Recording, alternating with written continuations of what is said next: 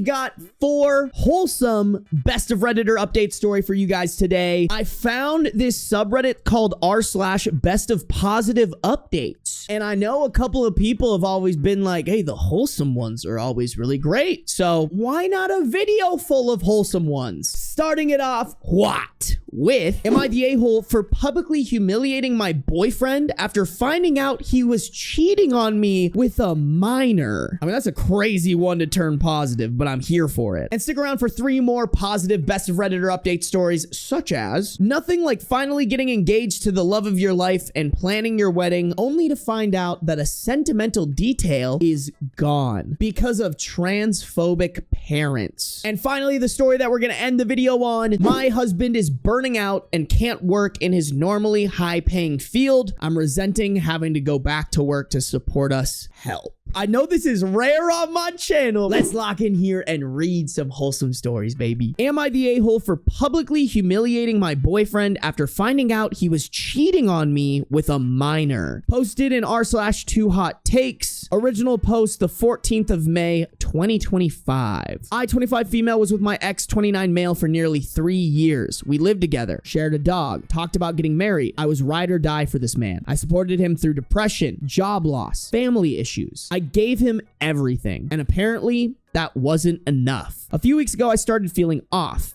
You know when your gut just knows something's wrong? He was distant, cold, always on his phone, and suddenly way too concerned about his privacy. I wasn't snooping at first, but one night, he left his phone on the bed while he was in the shower, and a notification popped up from someone named M. I opened the chat. It wasn't just cheating. It was months of sexually explicit messages, photos, videos. He was telling her he loved her, calling her his escape. The worst part, she was 17. She told him. He acknowledged it. And he said, just a few more months and no one can touch us. And you put this in Am I the a-hole? Why? Clearly you're not the a-hole. Fuck this guy. I confronted him. He tried to gaslight me, said I misread the messages, that she was joking about her age, that I was overreacting. I wasn't overreacting. I was done. He had a birthday coming up and his friends threw him a party at a bar. I showed up. I waited, smiling and laughing as he acted like everything was fine.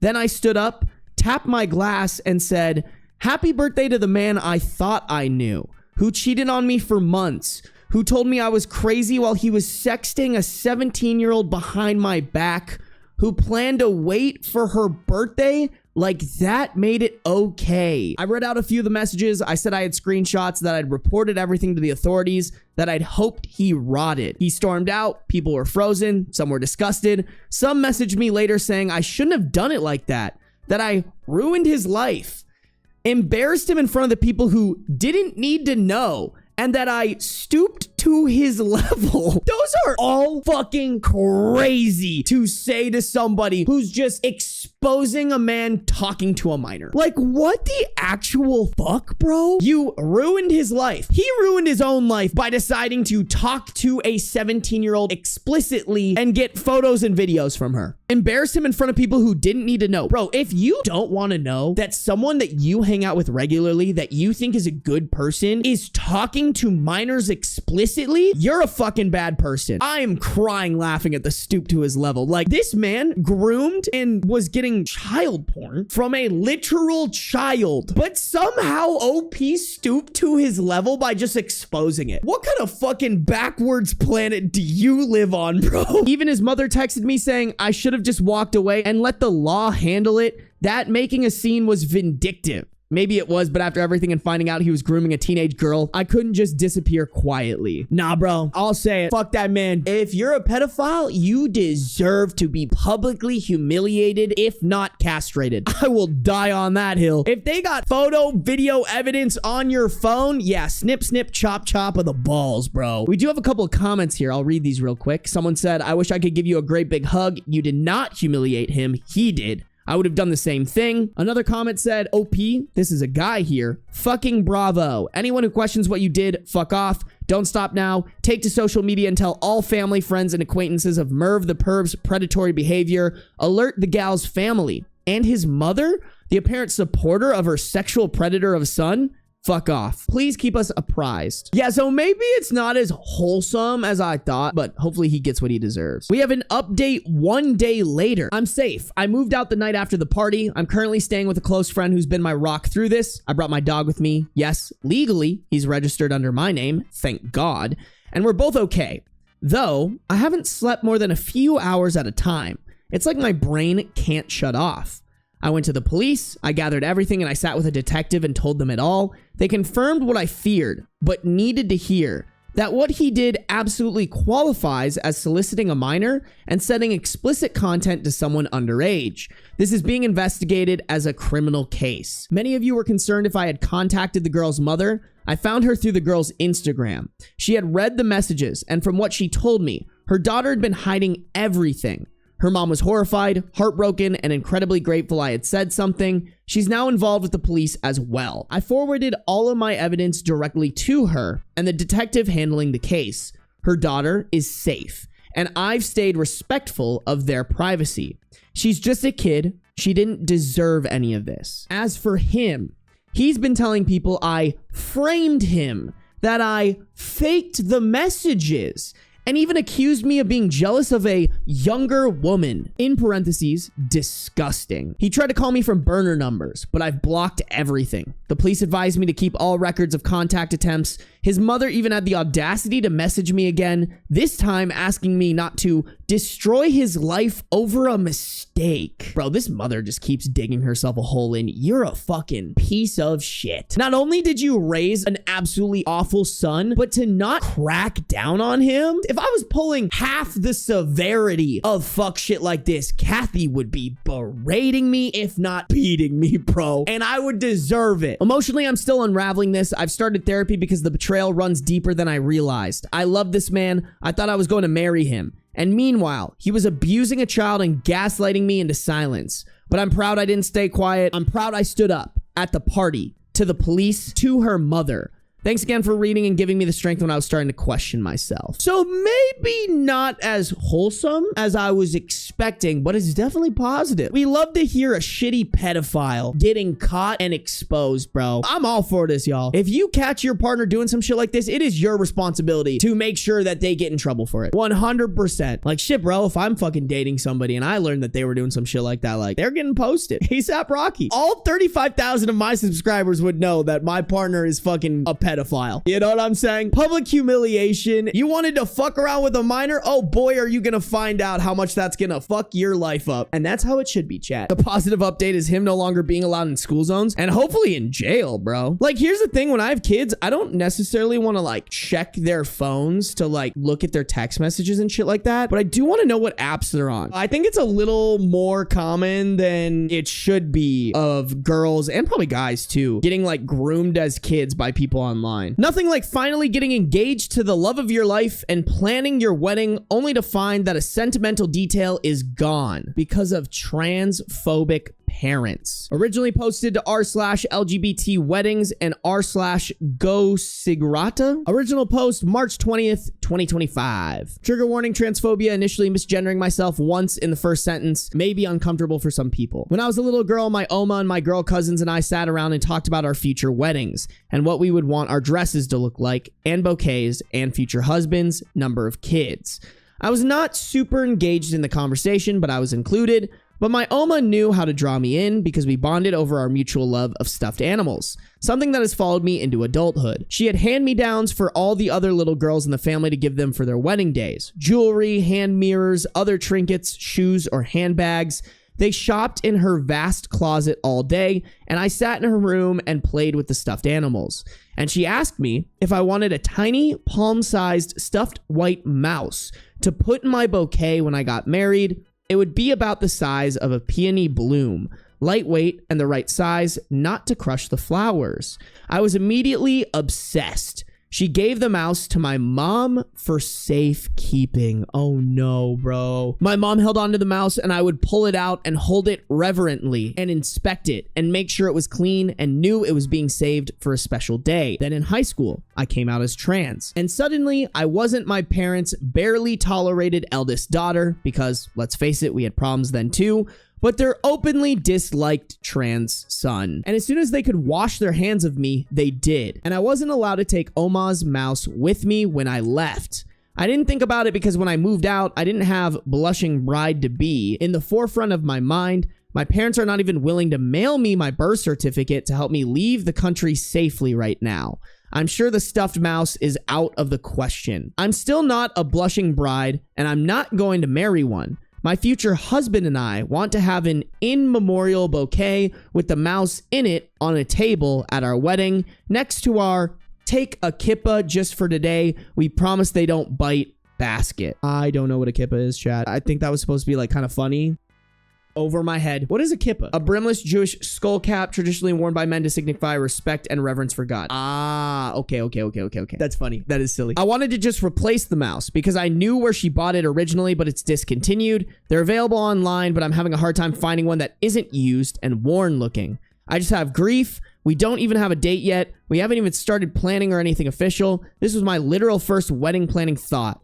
Anyway, thanks for listening. Cheers. It all has to get better from here. None of my side of the family is even invited. LMAO. Damn. I don't even know what you would do. That is so fucking sad, chat. How does this one go wholesome, bro? Because now I'm sad as fuck. Commenter said, if you want to post a picture of one of the mouse stuffies or the name of it or anything, I can try to help you find one. I'm glad you're creating a new family. OP said, it's ridiculous. It's the IKEA Der Gosig mouse in white, upright. It is so silly because it's not an impossible task. I haven't searched high and low or anything, but I have balked at spending $24 to $50 on a 99-cent plush. And it's not about the cost. And I don't know why I'm stuck on it. I think it's because I want my mouse, not someone else's secondhand used mouse they still think is worth $50 just because it's discontinued now. Okay, and they provided an image of this thing. That is pretty silly. I can't even lie. Damn, yeah, $50? That's crazy. But I get it. It's not the same mouse. I can totally understand how they would be like, I want the actual thing. I want my mouse. This comment is basically someone who's offering to knit/sew them a new mouse. And OP said, this is an incredibly sweet offer, and I saw it right after someone in Europe found one for a very palatable price.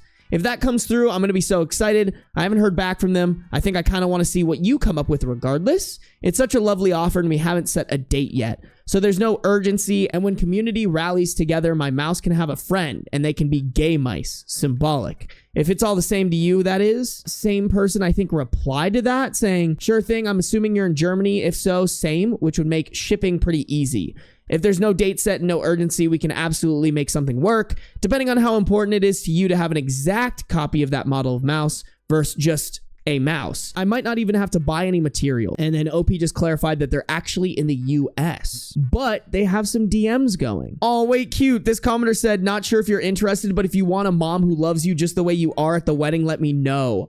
Stop. That's adorable. OP said, thank you so much. What a very sweet and kind offer. My fiance and I laugh. I have no loving family, but as a child of amicable divorce, my partner has 4 loving parents who co-parented really cohesively and continue to do so. That means he entered the relationship with enough family for both of us, because between the parents and the 7 siblings, it averages out to a normal amount of in-laws for a couple to have. They're just all of his side. However, they still feel like my family already. The way they've embraced me, I feel very fortunate in that way. Aw, cute. At least there's one half of the family on the right side. Ooh, someone said, I actually have one of these DM me. I'm in Finland, but it is so light he could fly. OP said, I have had my mice accomplished. I have 2 headed toward me. If you would still very much like to send one, I am accepting them as a symbol of how community has embraced us when my family did not. And I am thinking about writing a small sign of explanation of how we lost the original mouse to time. I just don't even want to think about my nasty family.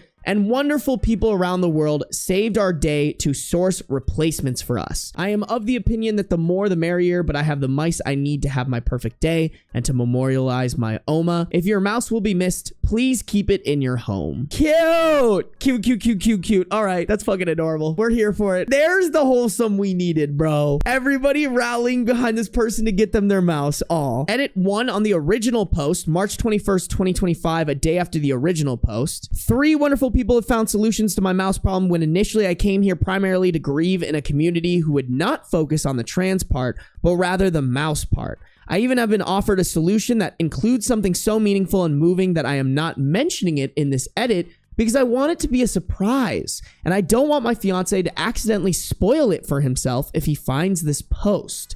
I'm in absolute tears. I'm not the easy crier in this relationship. Thank you folks so much. Words cannot express. Guys, we have a surprise. We have a surprise coming, chat. Oh my God, I'm so excited. This is what we needed. Edit 2, same post, March 22nd, 2025, 2 days from the original post. Edit 2, I have now received offers of 5 mice, which has reminded me of the strength of community in times that have felt quite bleak recently. Because of that, I would like to extend invitations to any Gosig mouse who would like to attend my wedding as a visual reminder that family are the people who show up for you, no matter what that ends up looking like. We will be including a small sign explaining that our original mouse was lost to time to avoid addressing my lousy family, and that people from our community from around the world wanted to help make sure my Oma was honored and our day was perfect regardless.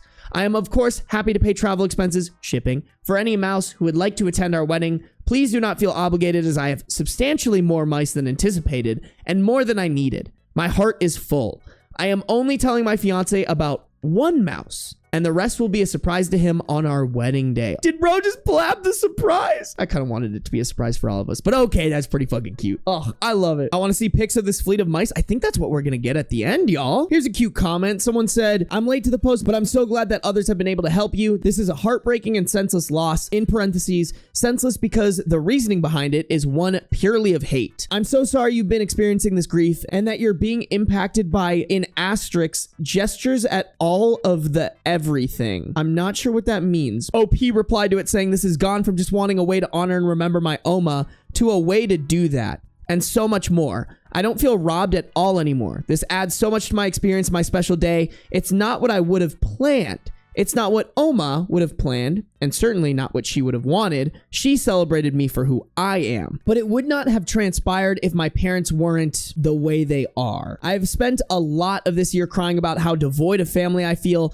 and people keep telling me about found family, and I have never connected with that in concept. But I think this is part of what that means. My larger queer community is doing what my family should be, but refuse to. Helping make sure my wedding day has the special details to feel perfect, just like I always imagined since I was a little kid, and everyone is doing it so selflessly. The same commenter said, it's no less than you deserve. I wish you and your future husband a beautiful wedding day and a wonderful life together. OP responded saying, well, good news, we have already checked one of those boxes. I moved to his state to flee DV and get back on my feet a few years ago and met him some months later. And by DV, they're talking about domestic violence. He has patiently and gently transformed how I think about myself and helped me build safety and independence even outside of him. Now we have a beautiful home. My dogs adore him and he adores them. No small feat. They're high drive, high energy working dogs and can be intense to people used to companion dogs.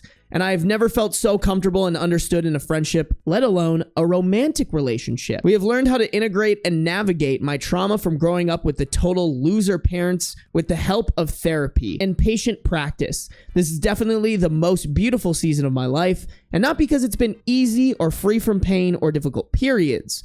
I'm sure we will check off the other item too. Cute! Oh, fucking, I feel so fucking single right now, chat. That's so fucking cute, y'all. I love that shit. Happy Pride, chat. With all the crazy shit happening right now, let's not forget it is Pride Month. Let's celebrate some pride. Okay, March 23rd, 2025, we get a comment. I have rather lost count of how many mice are arriving at this very moment, which is incredible in its own right. I have been weeping all year because of how much I miss my Oma and how much I wish I could talk to her, and this feels like a hug from her with the help from strangers, even before the wedding. Update post May 18th, 2025, 2 months later. The title of this one is Update to a Sentimental Detail My Parents Tried to Rob from Me. Last time I came into the subreddit, it was to share my grief as I was in the very beginning stages of planning my wedding to my beloved. When I was a child, my Oma gave me a tiny stuffed mouse to be part of my wedding bouquet as a symbol of our relationship for my something borrowed. I shared how my parents held onto it for safekeeping as I grew up, and when I came out as transgender, my parents felt I no longer deserved the stuffed mouse at my wedding. I came to share how heartbreaking the estrangement from my family is during the time in my life that should be shared with my loved ones.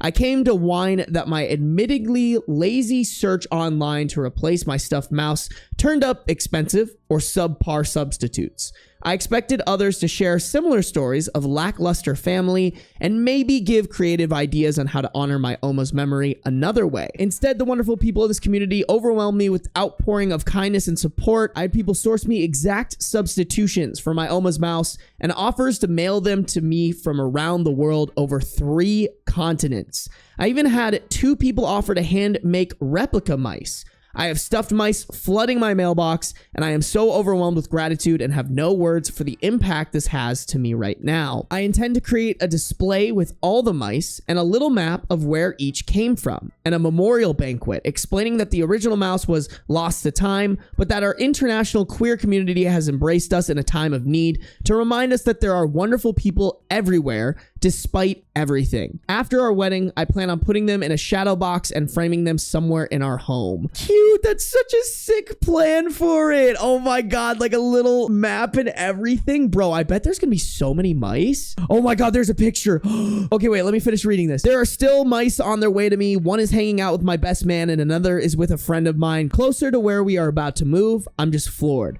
Thank you all truly for all your kind words, your mice, and the reminder that family are the people who showed up for you, not the people who gave you genetic material. And the picture... Wait, cute! Look at this shit! I can't even lie, that's so goddamn wholesome! I'm not crying, you're crying, no, for real! This makes me so happy. And there's more coming. 2, 4, 6, 7, and I think they said there's 2 more out there. Oh my god. It's the gay mouse wedding. It do kind of be a gay mouse wedding, chat. But we love a gay mouse wedding. Mini wedding update posts, May 25th, 2025. We finally have a date set for our wedding, which if you saw my previous posts, we didn't. We are still accepting mice, and I've opened it up to all colors of Go-Sig mice and any variety of homemade mice. So now I can finally tell y'all, mice who cannot find airfare before October 1st likely won't be able to attend our wedding. This wedding has been so emotionally fraught for me, and the enormous joy and redemption I, and by extension my partner, have experienced.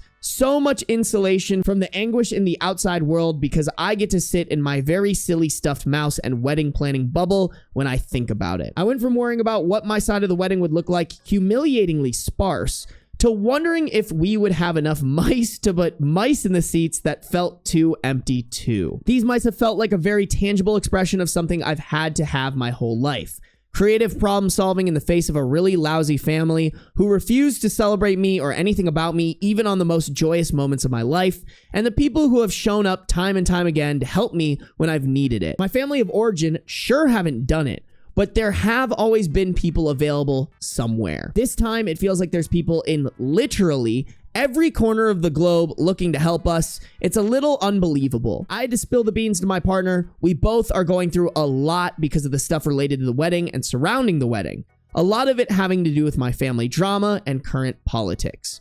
Wouldn't you know, planning an interfaith gay wedding when your entire family voted for not that and has yet to voice any disapproval of any of it is emotionally draining. He was just running out of steam anytime we talked about it. Yes, on still getting married. Yes, this year, but so discouraged that he couldn't just have his big happy family around without drama. Wait, what kind of drama? Just the drama of OP's family not being there? I'm a little confused. So one evening, I just brought the box full of mice in from the garage and held it on my lap and explained to him. He already knew about Oma's mouse and that I'd replaced one. Explained that I went online to be whiny and that y'all didn't take it as whiny, but embraced me instead. And then I just started throwing mice into his lap one at a time and explaining that I got mouse after mouse after mouse because you folks would just not let it go, that I just needed the one. Because y'all wanted our joy to overflow, not just see minimum needs met. I explained that when gifting mice to him, it was my way of reminding him that if Oma was around, she would have loved him, and he's part of my family now too, and I'm welcoming him in.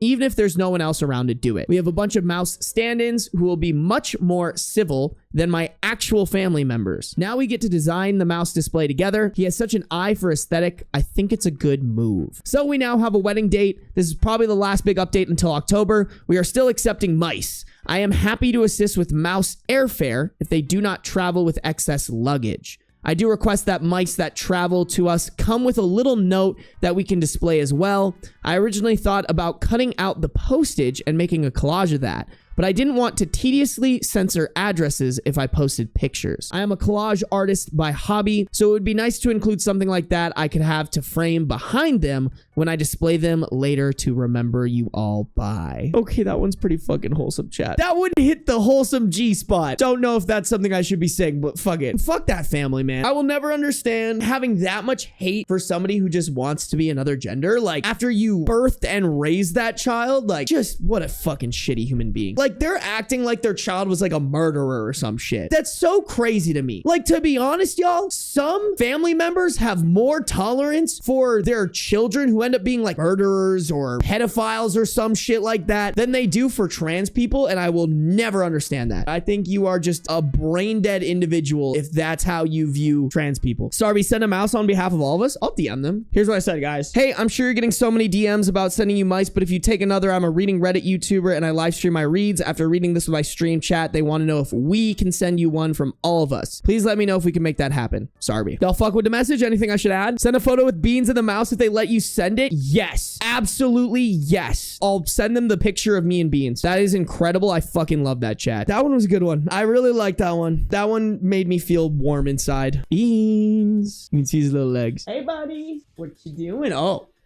he's coming down. Oh, hello, Mr. Ben. Treat time for the boy. Bum, bum, bum. Hey, buddy. Is this what you came for? Oh, thank you. Thank you again. You're just so sweet for that. Oh, yeah, okay.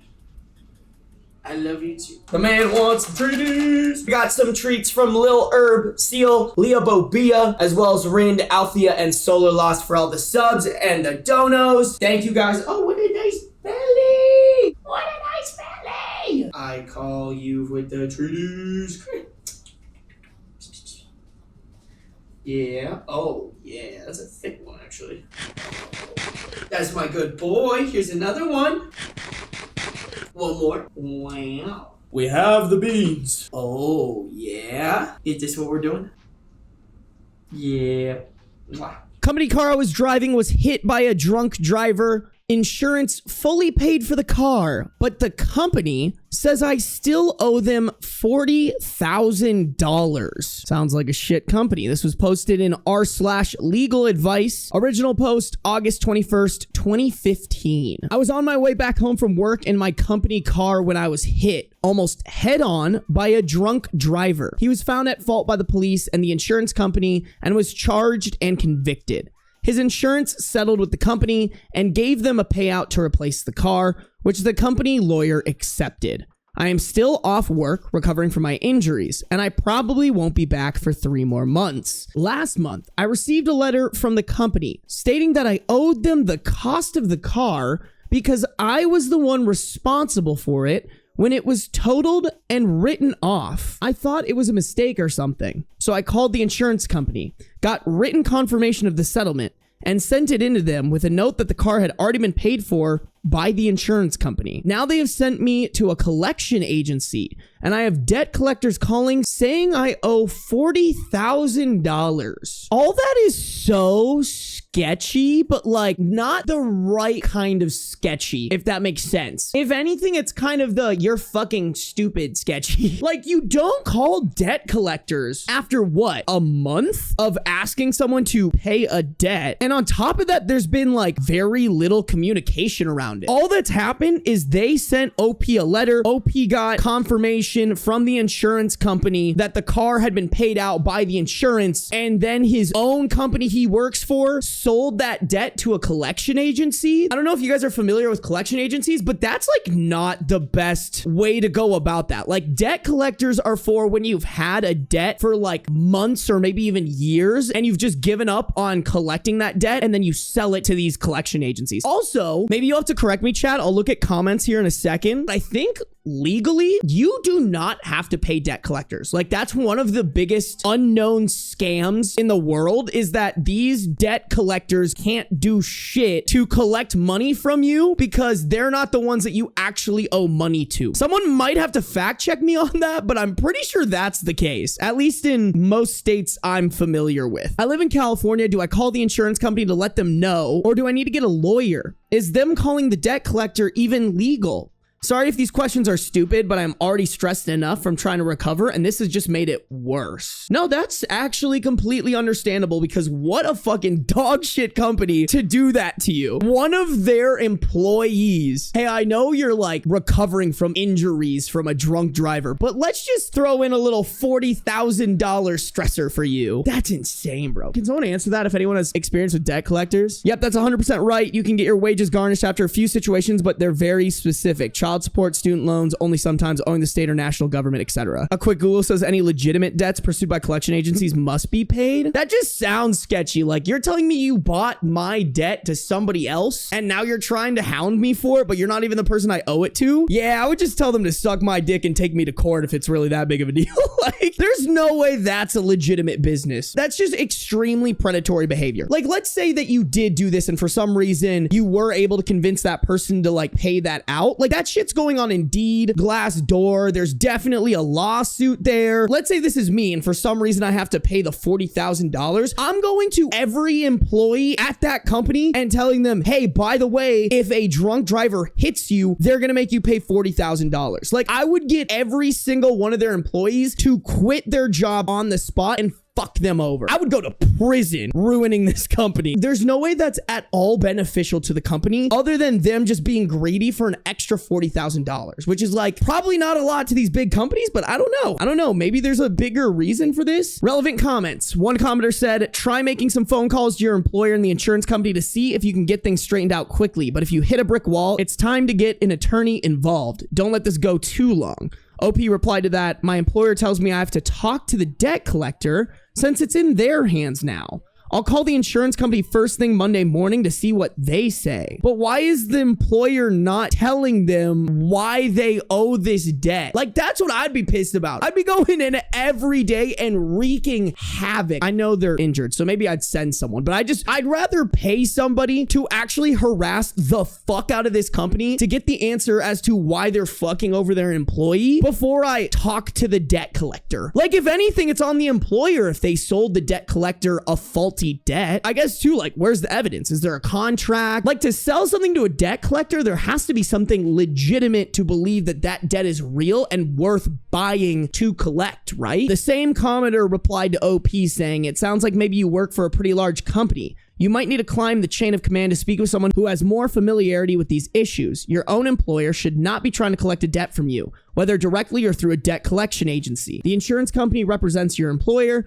so they will probably be of limited assistance. More than likely, you'll need the help of an attorney to cut through this red tape. Edit. Oh, wait, who is the original creditor that turned over the debt to the collection agency? Your employer or the insurance company? OP replied, the drunk driver's insurance company paid them $40,000 as a settlement to replace the car. This was accepted by the company lawyer in a letter and payment was sent.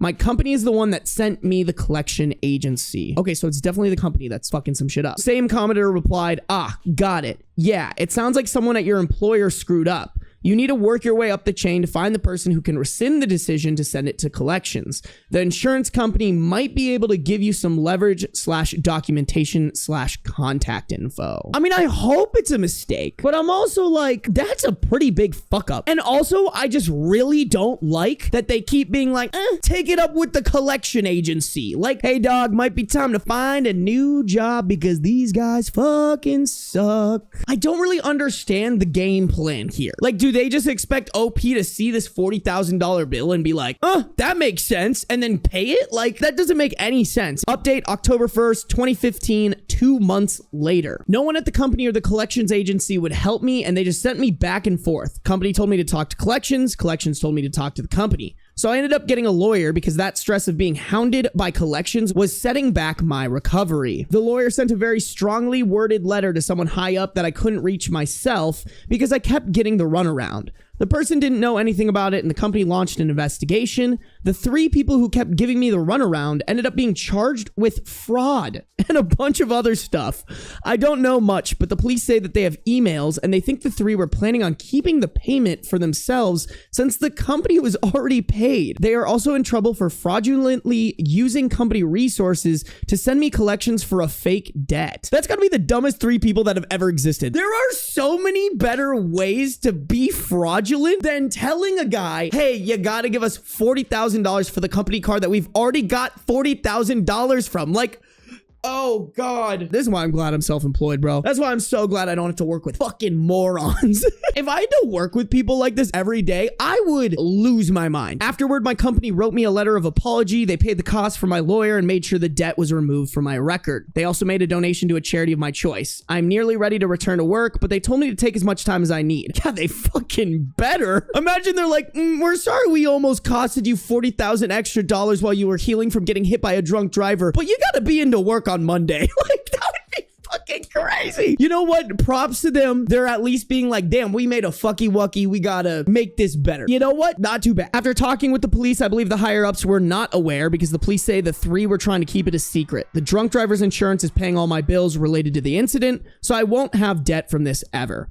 All in all, I'm doing much better. I would like to thank r/legal advice and everyone who offered advice and encouragement and sent me supportive messages. Good for OP. That would actually suck though if you're just like, I'm trying to recover from this life-changing injury and some asshole is like, give us $40,000. Oh man. Well, I'm glad it ended up well. Scooby-Doo villains. Bro, I feel like the Scooby-Doo villains are even better than them. They got these villains from Temu.com, bro. That is hilarious. My husband is burned out and can't work in his normally high-paying field. I'm resenting having to go back to work to support us. Help. This was posted in r/relationships. Original post was January 6th, 2018. And it looks like there's a really newish update from June 4th, 2025. So a recent one. All right. Please excuse this awkward interruption, but I just really quickly wanted to say thank you for watching the video this far.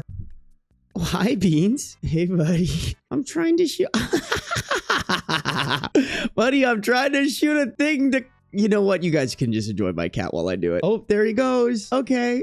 If this is your first video of mine, I appreciate you giving me a chance. Feel free to check out the rest of the videos on my channel. I have over 100 reading Reddit videos, and I try to come out with 3 new ones every single week. And if this is like your second or third video, I would greatly appreciate it if you hit that subscribe button. It just helps me out, helps tell YouTube that you're enjoying my content. And lastly, if you've ever considered supporting me monetarily, I do have memberships on my YouTube channel. The different tiers give you perks like early access to videos, access to old videos of mine that I've privated, and even one that'll get you a signed photo from me and Beans. My signature Beans' paw print. Again, appreciate you for making it this far in the video. Let's get back to it. This is part genuine request for perspective/opinions and part getting it off my chest. To sum it up, my husband and I have been married 10 years and we have a good marriage and have never faced any truly difficult times. It'll be difficult to explain everything that goes into this, but I'm happy to expound in the comments. Basically, the last decade has largely been focused on achieving financial independence. I had never been a very business-oriented person until I met my husband. He is extremely entrepreneurial and his passion for it is catching. We have run our own businesses together and separately throughout our marriage. The goal has always been to make enough money on location-independent businesses we can live freely. Not necessarily retire, but have more freedom. Because of his encouragement, I am now on a career path that could easily result in that. In 10 years, we have moved 25 times, all because better opportunities have presented themselves or current opportunities have dried up.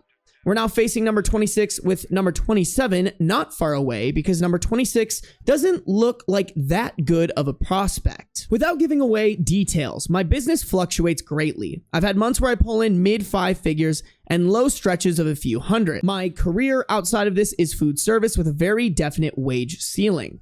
My husband's career is professional and he can easily find a 6-figure salary position. His current online business brings in low 4 figures. We have always relied on his going back to work when money runs low. He's in high demand, can practically snap his fingers and get a job. I cannot. Here's the conflict, and where I'll try to eliminate as much of my bias as possible. My husband is completely burned out. He physically and emotionally can't deal with the stress of going to work right now. He has supported me through the last couple years when my income has been low. I've always been aware of my financial contribution and make up for it by carrying the grand majority of the household chores. Even when I was working 60 plus hours as a manager and pulling in half his wage. But as our savings are dwindling, it's looking more and more like I'll have to get a job. That means pushing my business to the back burner, working a physically demanding job, all for a quarter of the pay he could get. I am like low-key judging them as also an entrepreneur. Not because like I don't think they're good at it. I just think like as somebody who's also been there, this is a little sus to me. I don't know how to say this without like sounding like an asshole, but it just sounds like you guys aren't actually that good at business. If this is what's happening, that's just kind of making me be like, this fluctuation's crazy to me. The mid 5 figures to a few $100s, like that shouldn't happen if you have a good business and you're like either coming out with good products or with good services. Someone in chat put MLM, and low key, maybe. Just with the lifestyle that they're talking about, I think it's entirely possible. I'm not one to spend money. We didn't have a wedding. We bought my wedding band 3 years after we got married. I cut my own hair. I work from home in sweatpants. It's not as though I forced him to work jobs he hates in order to provide me with an extravagant lifestyle. I have worked shit jobs to help provide for us in the past, and even when my business isn't earning a ton, I still put in 50 plus hours a week. I'm craving stability, not permanence, just the feeling that I can unpack our boxes and not feel like I should save them in a closet knowing in 6 to 9 months I'll need them again. We've been child-free for years, but the last couple years the topic has been coming up more and more, yet I feel it's impossible to even discuss the idea of starting a family in the face of such uncertainty. I miss my cats, they're living with my parents overseas, I want a fish tank and a place to hang pictures. He says, if you want those things, then make them happen, which, fair enough, I completely agree with. I don't want to rely on him to provide the life I want. However, it leaves me feeling a combination of emotions I can't really put a word to. I find myself going through mental exercises of, what would I do in this situation if I were single? How would I support myself? And I start to feel resentful. I'm not single. I'm married. And not only that, I'm not sure I can make enough money to support us.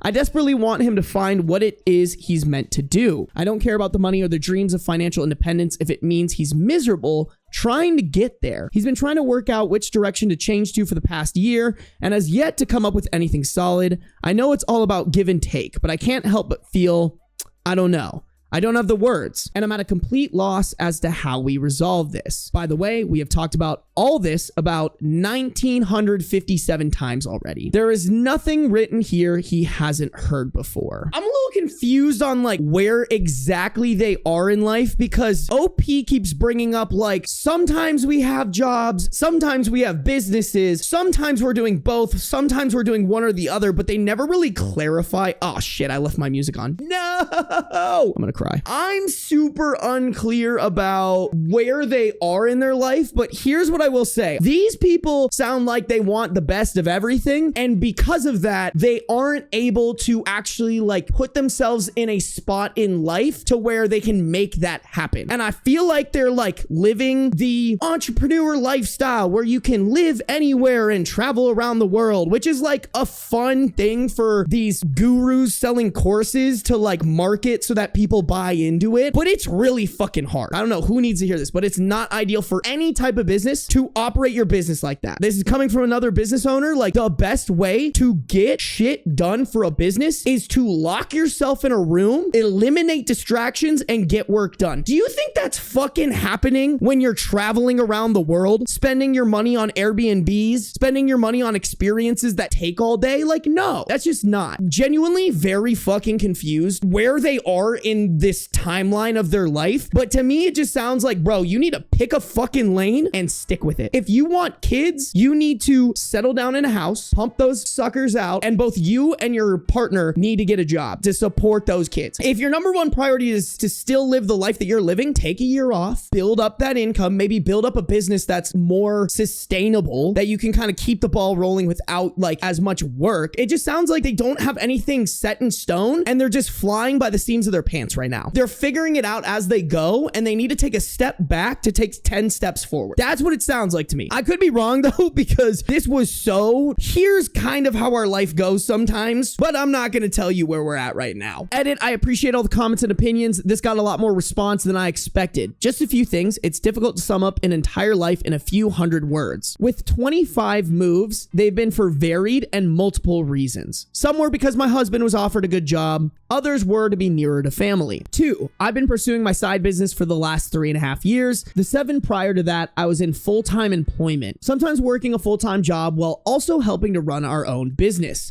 He has not financially supported me for 10 years. 3, I'm not sure where people got MLM from, but I'm in a creative field. As I said, I don't want to reveal details, but I create products and then sell them online. We are not scam artists, nor do we have to leave town because people are catching on to our pyramid scheme. LOL. I mean, we were all thinking it. 4, as far as financials go, again, it's impossible to sum up 10 years of income, but we go through feast and famine periods, times when money is flowing in and times when we live off what we've earned.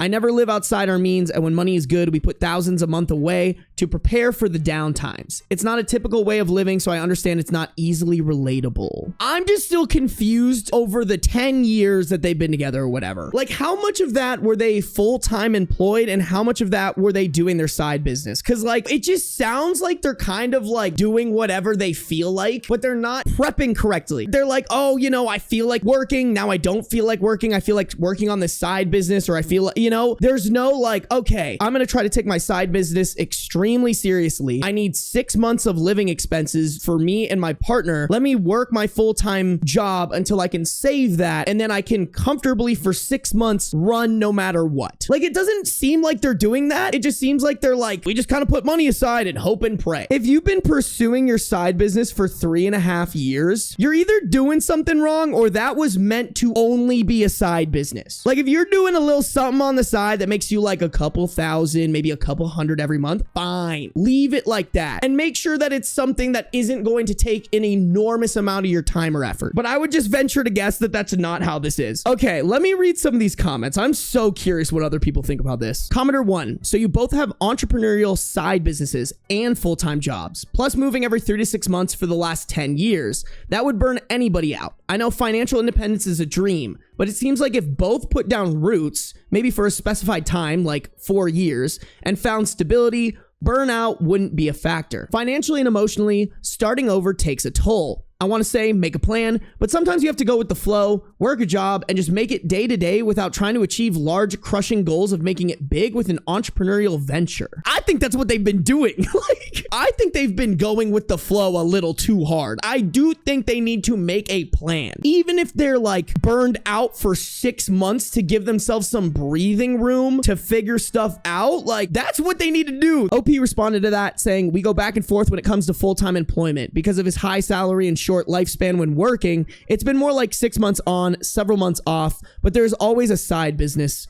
Always LOL. Another commenter said, if you're trying to reach financial independence based on location, independent businesses, why on earth do you have to move 25 times in 10 years? Oh yeah, wait, hold on. That's a fucking lot. 25 times in 10 years. That's a move more than every 6 months, right? I can't imagine that. Do you even like settle in? Do you even like enjoy the place before you leave? Why on earth are you moving for number 26 if you think you'll have to move again for number 27? It sounds to me like there's something wrong with how your husband is pursuing financial independence. And I'm worried that your husband is not so much entrepreneurial. Okay, I've never heard this phrase before, but as chasing money schemes uphill and down dale.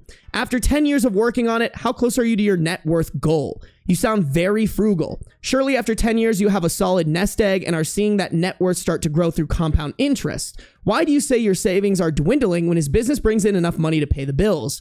From a FIRE perspective, this doesn't add up. Even if this strategy really is working in a money sense, if you are sick of moving and long for stability, the strategy is not working for you or your marriage. I think your reaction to the current circumstances is about a bigger set of issues than just going back to work.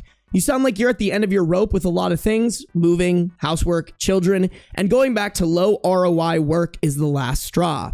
As others have said, your husband needs to treat his burnout. You sound burned out too. You both need to take a step back and look at your plans and lifestyle through marriage counseling, financial advice, whatever will help you review with clear eyes and get on the same page. Your current plans and lifestyles are clearly not working for either of you. I mean, shit, bro. I didn't even get this net worth shit. From the sounds of it, it doesn't even sound like they have a retirement account. Where was it? They said something about retirement. The goal has always been to make enough money on location-independent businesses so we can live freely, not necessarily retire, but we have more freedom. So you guys don't have retirement accounts? This is a weird one. Another commenter said, you'd think that moving every 5 months might be a sign that they're not doing a very good job of identifying opportunities and need to reevaluate their strategy. What's happening that opportunities fade out in less than half a year, or that there's always a new/better option to jump to almost immediately, but they don't seem to be moving forward. That kind of lifestyle is exhausting, even if it's working. It really seems like they need to sit down and have a total rethink about their strategic outlook. OP responded to that saying, when I say savings are dwindling, there's a lump of money in the savings account that we never ever touch and treat as the rock bottom. We never get close to that amount. So in my mind, what we have to live off in savings is running out. When we budget, we don't feel like we're doing well unless we're able to put money away at the end of the month. After 10 years of working, we are definitely not where either of us would like to be. That's not to say the experiences and ups and downs weren't worth it. I honestly don't think it's in my husband to buckle down with a 9-to-5 job and squirrel away money for retirement. I've always been happy to help him pursue his goals of owning/running his own businesses because I have faith in him. It's clear after talking through this on here, we're at a fork in the road. I really want to know what businesses they're running. I just feel like if you've been in business for long enough, you will figure out how to make money some way, somehow. Like, that's where I feel like I'm at. Like, I knock on wood. Where's the wood? God damn it. Oh.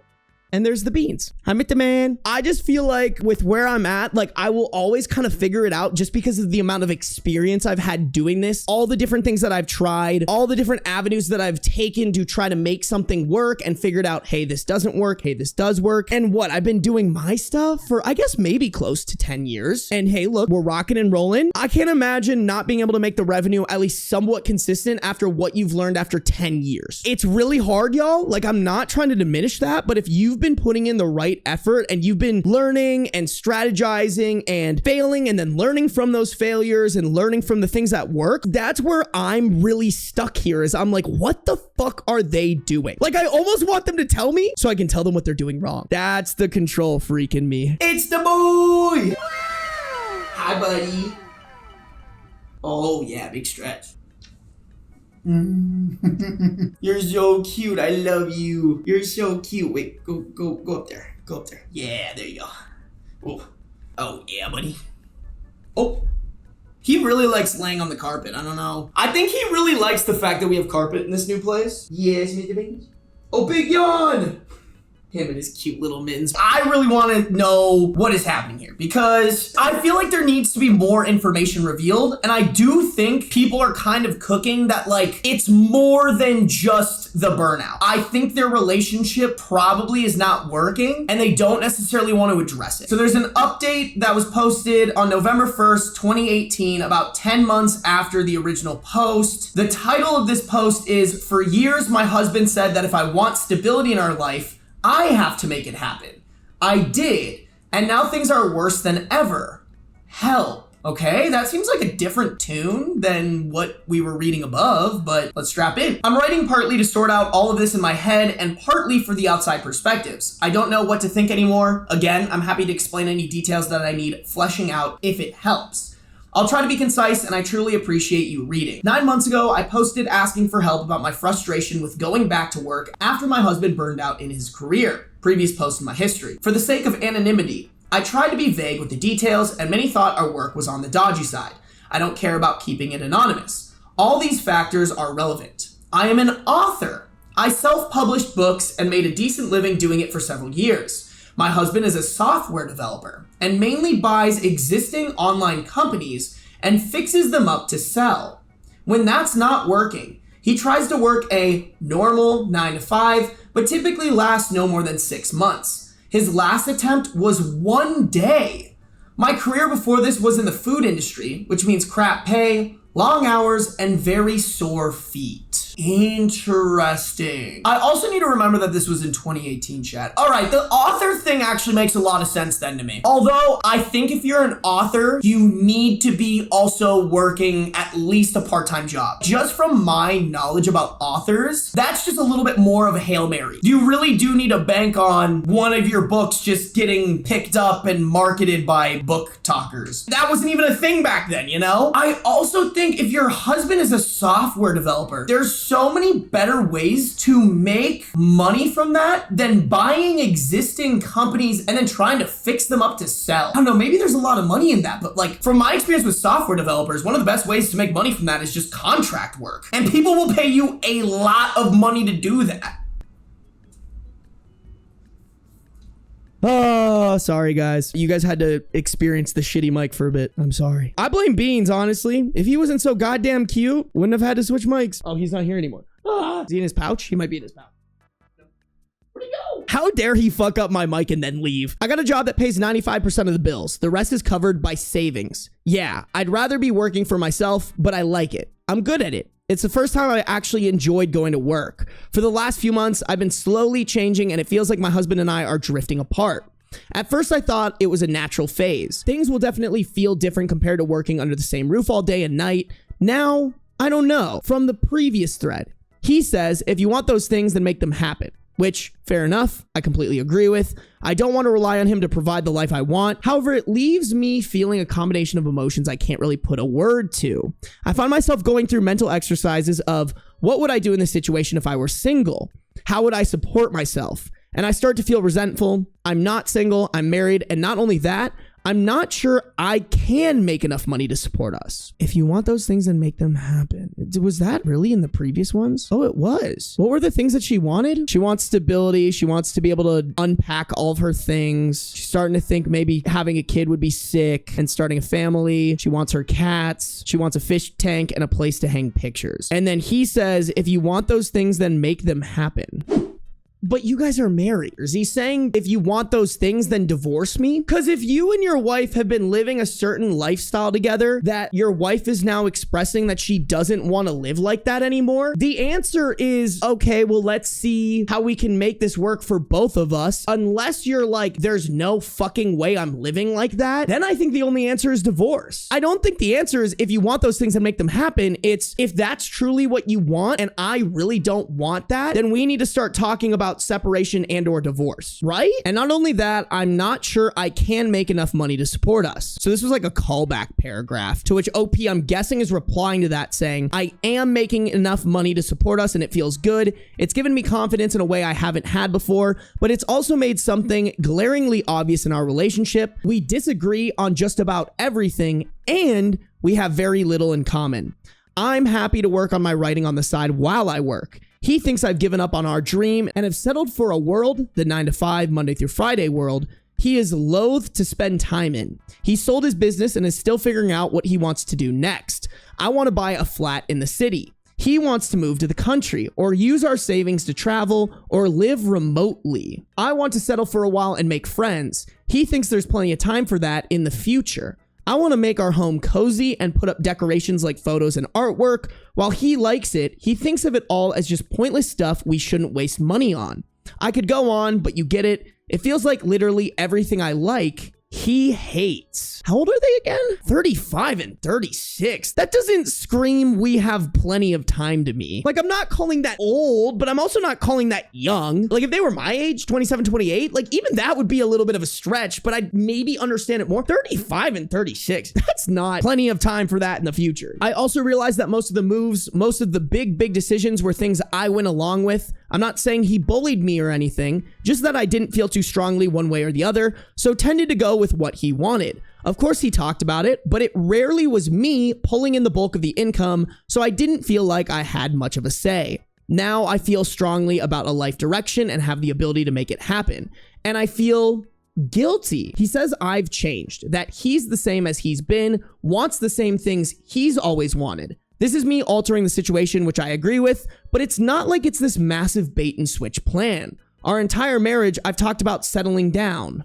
I'm rambling. Here's the way I see it. We both love each other and genuinely want to make the other happy, which is why over 10 years, we've both compromised on choices that go against what we individually want. I don't know if I agree with this. It seems like he's compromised on things that fit the narrative that he wants your relationship to be, which is, I want us to be both successful business owners that travel the world and don't have roots anywhere. From this post, I'm not really seeing him compromising for what is now the new future that you want. All I'm getting is that he's willing to compromise when it fits the future that he sees for you guys, which is the entrepreneurial one where you're both successful. Like, I'm not a huge fan of this guy. He sounds a little bit selfish here. His way or no way. He goes to work for a little while so I can have a semi-stable home. I bounce around the world with him so he can discover himself and his career, but our tolerance for these periods have become too short to manage. He physically can't work for another person. I want to scream when I think about packing up my stuff and starting over again. Have we just spent so much of our marriage being distracted by exciting newness of moving and pushing for financial independence, we didn't notice how little we have in common otherwise?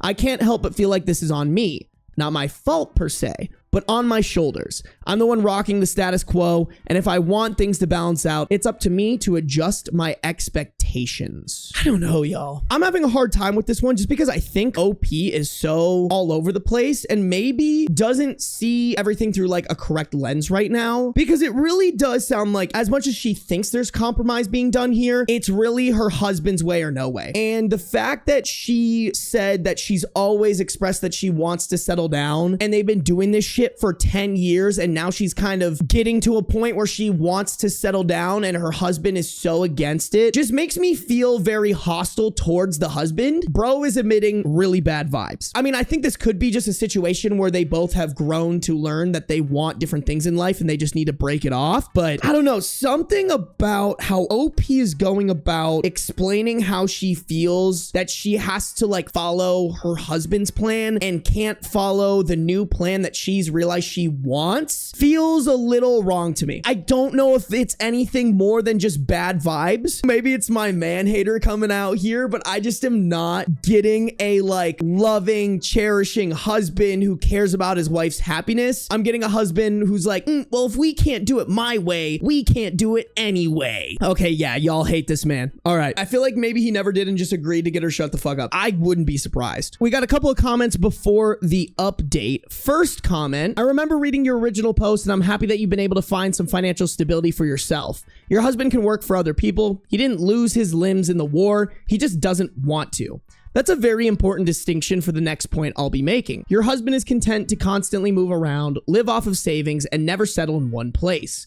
While neither of you are old, you are getting to an age where settling down and having friends and roots is important because as you age, those things will get harder to do. Yeah, that's what I was trying to say. I just didn't say it as eloquently. Like, you're not old, but you're getting to an age where the things that you're starting to care about are important to do at your age. I'm not saying people don't make friends in the latter part of their life, but rather that most people have established friend groups at your age. You know what's something I didn't even think about too, chat, is like he might be low-key isolating her. He might be happier that she doesn't have the time to establish a new friend group wherever they go because that friend group might tell her, hey, your husband ain't cooking. So my husband and I also do work in the service industry. We make a living wage, but definitely nothing to write home about. Both of us would like to start our own business, but while we work on that, and likely for the foreseeable future, we will work these jobs. Even when our business is running, we will need to continue to serve because most small businesses are simply not sustainable at first.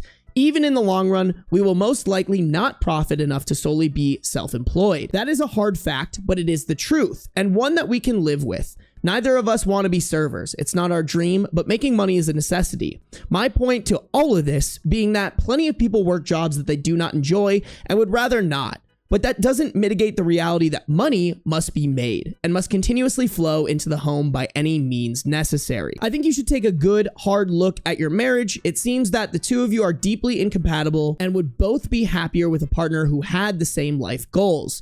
If anyone has been bait and switched, it's you. By your husband who enabled you to believe that settling down was the ultimate goal of all the moves and schemes. I hope you find the answer that you're looking for and wish you a lot of happiness with whatever you choose. OP responded to that saying, before I get lost in my own selfish thoughts, I want to wish you luck with your businesses. It's not easy and I have loads of love for people who hustle for their passion. The friends and roots things is a real sore point for me. Our whole marriage, we've been firmly child-free. The last 2 years, we had a last blast of, are we actually sure we're sure? Which threw up a lot of discussions about the future and what we envision. We're sure, no kids. But that means if I want a network of people near and around me, I have to work to make that happen. I have no family, and his family is ambivalent about seeing each other. All of my friends have become acquaintances because of the moving. I see this lonely life ahead of me with no one in it, and that scares me. That also could be what this man wants. I just wish, and I know how ludicrous it sounds as I write it, but I just wish the normal life he could build with me would be enough for him. We could have an amazing, stable life full of traveling and friends and everything people dream of, but he sees getting a job as trading his life, his time, for money.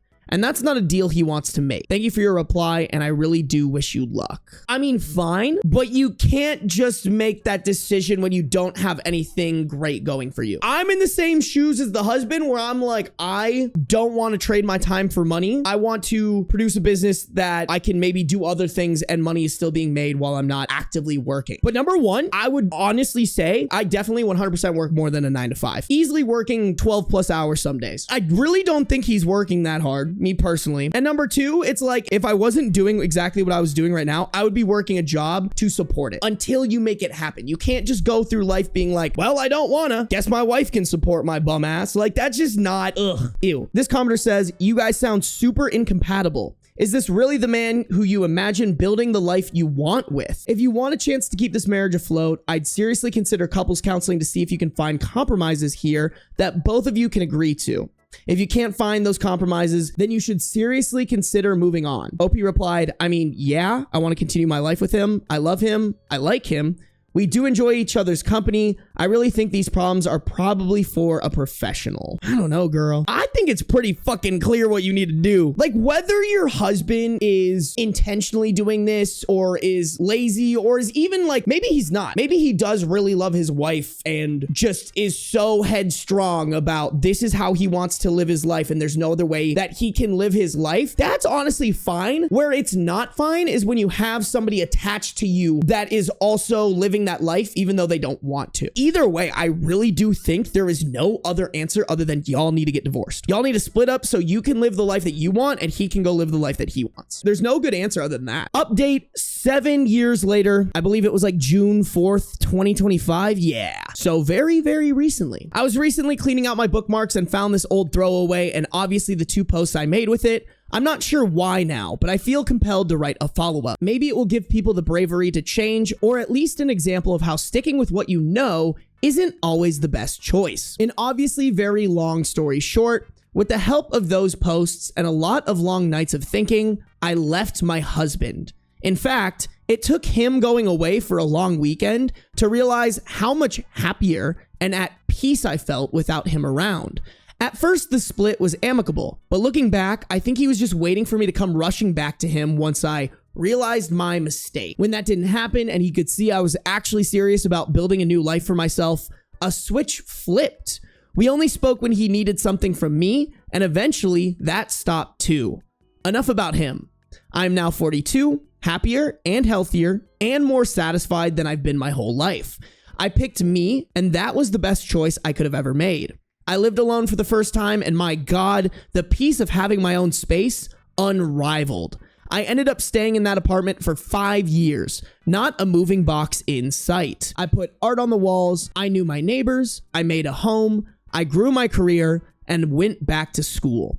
Made friends, built a little community. I've done a lot of therapy and realized that the abusive patterns my parents created in childhood were just repeating with my ex. I fell in love with someone new. A real love, a supportive love that encourages growth and security. I'm doing new work that helps people, and is so much more than just chasing money. All of those things have created a life that's more rewarding than I have ever thought possible for myself. I've gone through some really shitty times too, illness, cancer scares, deaths, loss, but I have no idea how I would have come out the other side without the community I'd built around me. Even something as simple as people at your local coffee shop recognizing you is a comfort after feeling adrift and alone for so long. Anyway, if I were to respond to myself from 7 years ago, this is what I would say: leave the loser. He doesn't care about you, never did. He only cares about what you can do for him, and now that you aren't serving him, well, just go. You are capable of doing difficult things, and you are worthy of the work it takes to accomplish them. Trust your abilities. Trust your gut. It's been screaming at you for years now, honey. Life can be so much more than you've experienced, but you have to make it happen for yourself. I like the little TLDR. It's just left my husband happier than ever. I've said it before in my videos and on my streams, like, trust your gut is such a huge thing that I think a lot of people, like, for some reason or another, have, like, learned to not trust their gut. And I think it's just something where, like, yes, sometimes your gut will be wrong, but genuinely, dead ass, if your gut is telling you something, you got to follow it. 100%. I can't go into details. I can't go into specifics, but every time that I didn't trust my gut, bad things happened. It put me in shitty situations for longer than I should have been in those shitty situations. It just be bad. I think a good moral of this story is trust your gut. And also, let's not be with men who just use you so that you can financially support their shitty businesses. Sad that she wasted over a decade on that guy. Me too. Hey, but you know what? A decade is better than a lifetime.